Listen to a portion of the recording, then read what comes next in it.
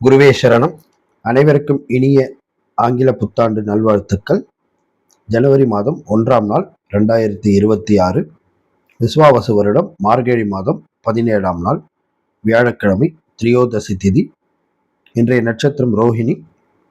இன்றைய சந்திராஷ்டம நட்சத்திரங்கள் சுவாதி மற்றும் விசாகம். இன்றைய ராசி பலன்கள்.